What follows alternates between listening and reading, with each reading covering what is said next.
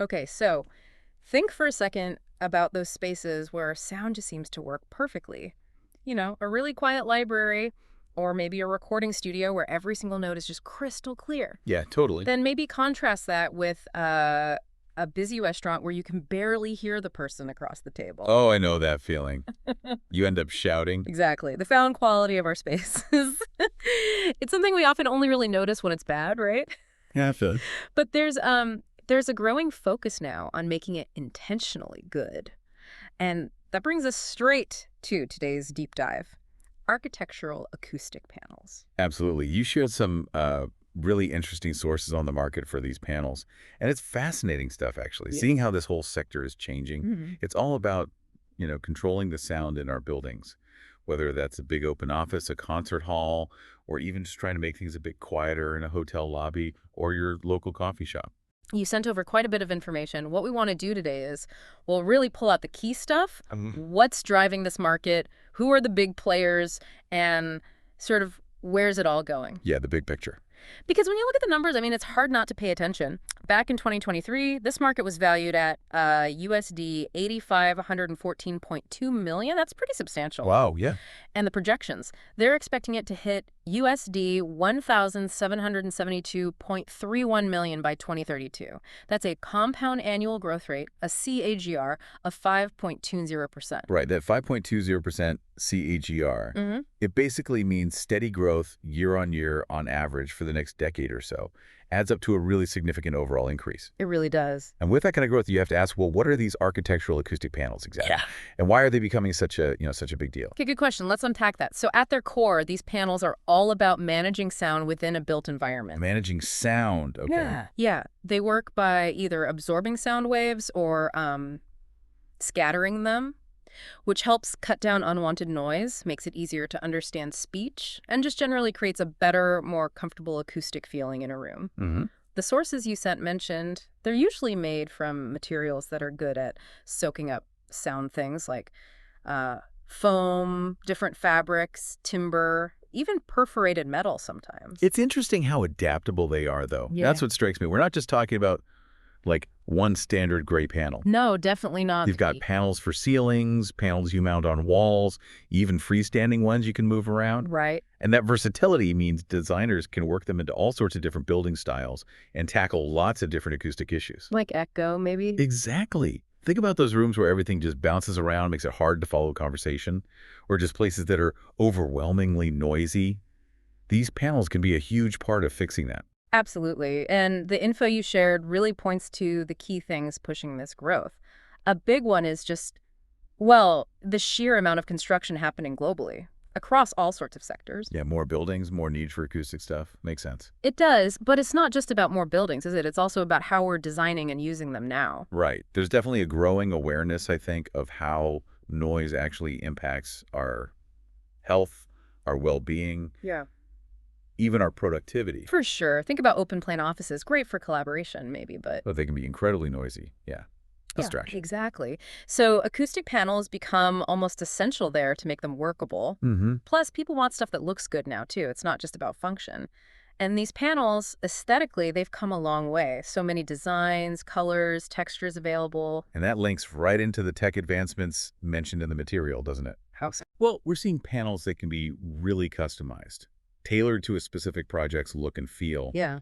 And there's a huge push towards using sustainable, eco-friendly materials, too. Yeah, the green building trend. That's massive. It really is. It aligns with where everything's heading. Definitely. And then there are, stricter rules coming in, too. Regulations about noise control in different places, factories, homes, offices. So compliance becomes another driver. Right. Add to that the continued popularity of open plans, like we said, and also hybrid working models. Which create their own acoustic challenges, yeah.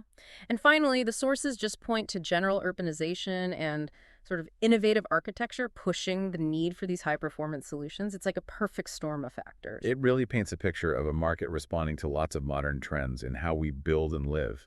So, okay, who are the main companies actually making these things, meeting this demand? Right, the players.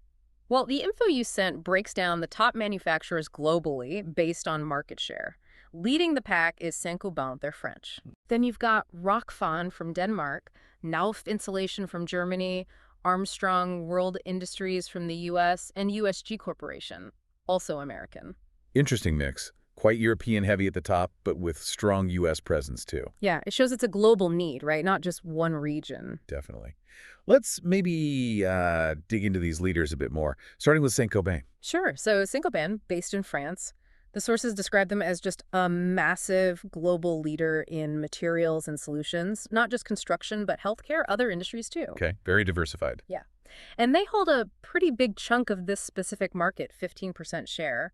What's really wild is their history, founded way back in 1665. Wow, 1665. That's incredible longevity. Isn't it? They operate in over 70 countries, huge number of employees, like 167,000 plus. That kind of history suggests they know a thing or two about adapting and innovating. I think so. And the sources emphasize their focus now on innovation, definitely, but also sustainability. They've got big goals for carbon neutrality. And their product range is broad. Very. Glass, ceramics, plastics, Hmm. and yeah, construction stuff like these acoustic panels seems like they have a deep understanding of materials science. Right. Okay, next on the list was Rockfon from Denmark. Yep, Rockfon. They're actually part of the Rockwool group. They're a major player specifically focused on acoustic ceiling and wall solutions. And they have the biggest slice of the pie, 20% market share. Ah, the market leader then. Looks like it. Founded in 1962. Their main thing is stone wool.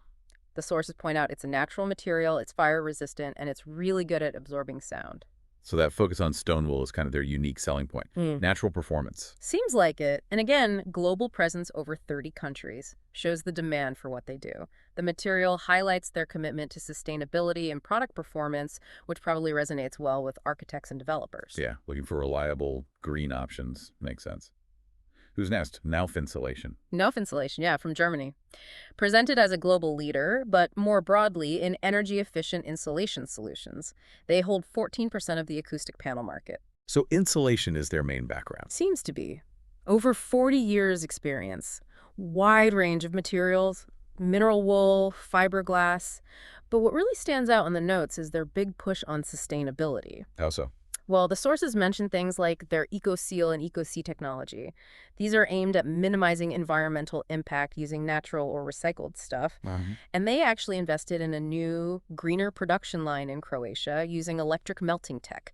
That's a pretty concrete example. Right, and insulation and acoustics often go hand in hand in buildings, don't they? Yeah. For comfort and energy efficiency. They absolutely do. So their broader expertise probably helps them offer more complete solutions. Okay. Then we had the two U.S. companies. Armstrong World Industries first. Right, Armstrong. They have a 9% market share, described as a leading global maker and designer of ceiling and wall solutions. Big focus on both acoustics and aesthetics, how things look. So design is important for them. Yeah, and they've been around a long time too, over 150 years, serve lots of different sectors. The sources mention their reputation for craftsmanship, durability, and kind of innovative designs in ceiling tiles, the suspension grids, wall panels. Another long history. Suggests they adapt well. And anything on sustainability. Yep. They have a ceilings recycling program, which is interesting, trying to deal with the product life cycle. And they use eco-friendly materials too. It's clearly a theme across the leaders. Definitely seems to be a key factor now. Okay, and the last of the top 5, USG Corporation. USG Corporation, also U.S.-based, holding 11% market share. They're known as a leading producer of innovative building products, especially drywall. They own the Sheetrocky brand, which is pretty famous. Ah, Sheetrocky, right? Everyone knows that. Yeah. And ceiling structures, too. They bring over 120 years of industry knowledge. So their ceiling expertise links directly to acoustic panels, presumably. Exactly. The sources say their advanced acoustic ceiling panels are designed for good sound control, but also to look good in different environments. And like the others, there's a focus on sustainability, using recycled materials, meeting environmental standards. Okay. So similar themes across the board for the leaders: global reach, history, innovation, and increasingly sustainability. Pretty much. Interestingly, the source material for USG also had a random mention of Lufthansa Group's financial results. Really? Lufthansa. What's the connection? No obvious connection mentioned, maybe just context from the broader report it was pulled from, giving a snapshot of the general economic environment these companies are working in. We'll just note it was there. Okay, fair enough. Just a bit of context. Now, the sources also laid out some criteria for how you compare companies in this market. What kind of things did they list? What jumped out at you? Yeah, that was interesting. It really shows how complex choosing the right supplier can be. Things like product variety and customization options, that's key, right? Every project is different. Totally. Need that flexibility. Then, obviously, quality and performance. That covers sound absorption, fire resistance, durability, and again, eco-friendliness, certifications, all Right. crucial. But that technical specs. Right. Then there's pricing and cost effectiveness, always a factor, but you have to balance it with the performance and the look. True. Value for money, not Mm. just cheapness. Exactly. Then innovation and tech integration are the using new sustainable materials, advanced acoustic designs, any smart features. Okay. Market presence and reputation matter too, brand recognition, what other clients say, their track record gives you confidence. Yeah, that's social proof. And finally, customer service and support, like help with installation, after sales care, technical advice. That can make a real difference. So quite a comprehensive checklist helps you see what differentiates these companies beyond just the product itself. Absolutely. It gives a good framework for evaluation. Now, okay, we've talked about the top five. They hold a big chunk of the market. But the sources also flagged some emerging companies, potential challengers. Who are they? All right, this is where it gets interesting. The ones to watch, according to the material, are Owens Corning from the U.S. Okay. Ecofon from Sweden, though. Interestingly, they're actually part of Saint-Gobain group. Oh, okay. So an internal challenger almost. Kind of, yeah, building their own specific reputation. Then there's Kirei USA, Texa from France, and RPG Acoustical Systems, also from the U.S. And what makes them a threat? What are they doing that might worry the big players? It seems to often come down to a few things. Maybe leveraging newer tech, or having a really strong focus on sustainable materials, or offering super customizable design solutions. Finding a niche. Pretty much. They're all tapping into that growing demand for really effective high-performance acoustic management. Let's look quickly. Owens Corning, the sources say, has that strong insulation background, and they're bringing advanced fiberglass tech into acoustics. Okay, leveraging existing expertise. Ecofon, even being part of Saint-Gobain, is getting known specifically for green, high-performance panels. Kirei USA is all about sustainable materials panels from recycled content. Big appeal for eco-conscious buyers. Right, targeting that specific market segment. Texa is known more for acoustic fabrics that look great and work well, and they're expanding into industrial and cultural spaces. And RPG acoustical systems, they seem to have real expertise in diffusion and absorption tech. So they're favored for places needing precise control, like concert halls or studios. Gotcha. So it sounds like these emerging players are differentiating themselves maybe through specialization or a really strong focus on one key trend like sustainability or maybe advanced tech for specific applications. Exactly. They might be a bit more agile, able to cater to very specific needs that the larger companies maybe aren't focusing on as intensely. It's that healthy competition that pushes the whole market forward, encourages everyone to innovate. Keeps everyone on their toes. Makes sense. Now, thinking about someone listening who might be considering entering this market, did the sources give any hints about where new opportunities might lie? Yes, actually, they pointed quite clearly towards the hospitality industry. Hospitality, so hotels, restaurants. Exactly. Hotels, restaurants, entertainment venues. There's apparently a rising demand from that whole sector. Why hospitality specifically? Well, think about it. Guest comfort. The overall experience, that's everything in hospitality, right? Absolutely paramount. And bad acoustics. Too much noise. That can seriously ruin a guest's stay or their meal or enjoying a show. Good acoustics, on the other hand, can really enhance the vibe, make a space feel more welcoming, more relaxing. That makes total sense. We've all been in those loud hotel lobbies or restaurants where you just can't relax or talk properly. Precisely. So there's a real opportunity there. So how could a new company specifically target that opportunity? What should they focus on? The sources suggest focusing on creating acoustic solutions that are, yes, effective, but also really aesthetically pleasing, tailored specifically for the look and feel of hotels, restaurants, etc. Right, design integration is key there. Definitely. And with the trend towards open, multi-use spaces in hospitality, there's a need for flexible, adaptable solutions that blend in. Again, that emphasis on sustainable recycled materials is a big plus. Lots of hospitality businesses want to boost their green credentials. So for a new entrant, maybe specializing in beautiful, effective, and sustainable acoustic designs just for the hospitality sector, that could be a smart move. Absolutely. By really zeroing in on those specific needs and trends, a new company could potentially carve out a really valuable niche for itself in this growing market.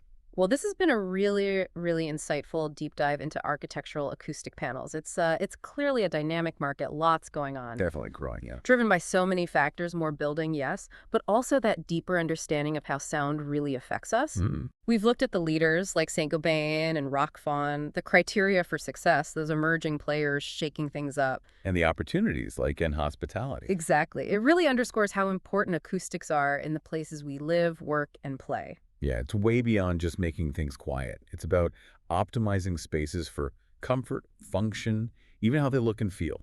So maybe here's a final thought to leave folks with. As we get even better at understanding how sound impacts our lives, our well-being, our experiences, how might architectural acoustic design evolve? Could it go beyond just noise reduction? You mean like actively shaping our experiences? Yeah. Could acoustic design in the future be used more intentionally to influence how we feel, how we interact, how we experience a space? It's definitely something to ponder as you go about your day, maybe noticing the soundscape around you a bit more. Hmm. Interesting question. Maybe you'll start spotting those acoustic panels everywhere now.